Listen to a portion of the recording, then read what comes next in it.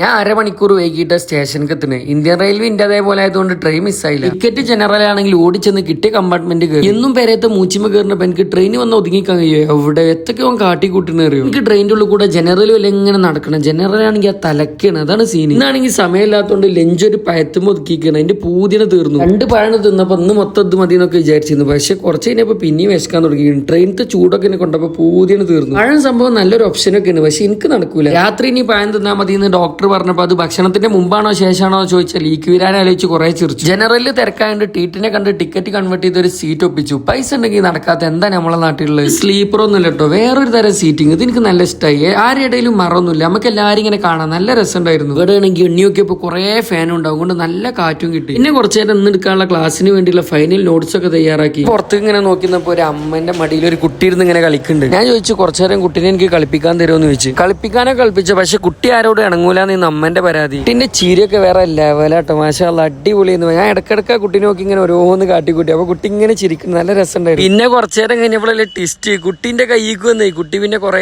നേരം എന്റെ അടുത്ത് തന്നെ, പിന്നെ അമ്മന്റെ അടുത്തേക്ക് പോണില്ല.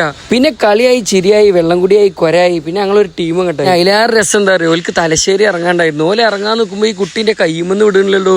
കൈ ഇങ്ങനെ പിടിച്ചിക്ക, എന്തോ ഒരു ഭയങ്കര അടുപ്പം തോന്നിയ പോലെ. ഓരോ സ്ഥലത്തുമ്പോൾ ഓരോരുത്തരായി ഇങ്ങനെ കൊഞ്ഞു പോയി. അതല്ലെങ്കിലും ജീവിതം അങ്ങനെ, പലരും പല വൈക്കും പോകും. പക്ഷെ നമ്മൾ ലക്ഷ്യത്തും വരെ നമ്മൾ പിടിച്ചു. പിന്നെ കീച്ചയും വിൽക്കാൻ കച്ചവടക്കാരൻ വന്നു, കുറച്ചു കഴിഞ്ഞപ്പോൾ ഒരു ചായക്കാരൻ വന്നു. അങ്ങനെ കുറെ നേരം പോയി. കിട്ടിയ ക്ലാസ് തളങ്കര മാലിക് ദീനാർ അക്കാഡമിയിലാണ്. എനിക്ക് കാസർഗോഡുകാർക്ക് ക്ലാസ് എടുക്കാൻ വേറെ ഇഷ്ടം. അവര് നമ്മൾ ഈ ഭാഷ ഭയങ്കര ഡിഫറെന്റ് ആട്ടോ, പക്ഷെ ആൾക്കാർ ഭയങ്കര സീന, ഭയങ്കര സപ്പോർട്ടാ. പിന്നെ നമ്മൾ സ്ഥിരം പരിപാടി തുടങ്ങി. കുറച്ചു നേരം വാതിൽക്ക് പോയിരുന്നു. വാതിൽക്ക് ഒന്ന് പുറത്തത്തെ കാഴ്ചകൾ കാണാൻ നല്ല രസം. അങ്ങനെ പോകുമ്പോൾ ഒരു പോയിന്റ് നടുവത്തെ ദീപമൊക്കെ ഉണ്ട്. എന്ത് രസമായോ കാണാൻ. ഓരോ കാഴ്ചകളും ഇങ്ങനെ നോക്കിക്കാൻ ഭയങ്കര മൂടല്ലേ. പടച്ചോനെ നമുക്ക് ഒരുപാട് പ്രശ്നങ്ങൾ തരുമ്പോ അത് ഹീൽ ചെയ്യാനാ തോന്നുന്നു ഈ ദുനിയാവിന് ഇത്ര ചൊർക്ക് കൊടുത്തിന്. അങ്ങനെ അവിടെ 7 to 9 ക്ലാസ് ഫ്രഷ് ആയി ക്ലാസ് ഒക്കെ എടുത്ത്. ക്ലാസ് കഴിഞ്ഞപ്പോൾ കുട്ടികളൊക്കെ ഒരേ മൂഡ് വന്ന് കൈയൊക്കെ തന്ന് എല്ലാവരും ഭയങ്കര ത്രില്ലാണ്. എനിക്ക് തന്നെ ഭയങ്കര സന്തോഷമായി. ഇതിന്റെ മുമ്പ് കയ്യേറിനൊക്കെ ക്ലാസ് കഴിഞ്ഞിട്ട് ഇതേപോലെ കയ്യേറണമെങ്കിൽ അതിന് വേറെ റേഞ്ച് തന്നെ. ക്ലാസ് കഴിഞ്ഞിട്ട് റിട്ടേൺ ടൈം 1 മണിക്കാണ്. എനിക്കാണെങ്കിൽ രാവിലെ വരെ നിൽക്കാനും പറ്റില്ല, കോഴിക്കോട് അടുത്ത പരിപാടി ഉണ്ട്. അതുകൊണ്ട് ഗസ്റ്റ് റൂമിൽ കുറച്ചു നേരം കടന്നു. ഞാൻ സ്ഥിരം എന്റെ വ്ളോഗാണ് ഇടാറ്. ഇവരാണ് എനിക്ക് എല്ലാ ഹെൽപ്പോടെ ചെയ്തത്. ഇംഗ്ലീഷിന് അത്ര ഒന്നും മനസ്സിലാവില്ലെങ്കിലും കാസർഗോഡ് സ്ലാങ് സീനാട്ടോ, അടിപൊളിയാണ്. ഇങ്ങനെ 12:30-ക്കുള്ള ട്രെയിൻ 1:45 വന്നിട്ടില്ല. എനിക്കാണ്ട് ദേഷ്യം പിടിച്ചിട്ട് അറിയാം. 1:45 വരെ വൈകുന്നു ഓൾറെഡി പറഞ്ഞു, അതിന്റെ ശേഷം വരുന്നില്ലടോ. അങ്ങനെ പിന്നെ അരമണിക്കൂർ കഴിഞ്ഞപ്പോൾ ട്രെയിൻ എത്തി. ഇന്ത്യയിൽ ജനിച്ചാൽ അതൊക്കെ സഹിക്കന്നെ. പിന്നെ കാണാം. അസ്സലാമ.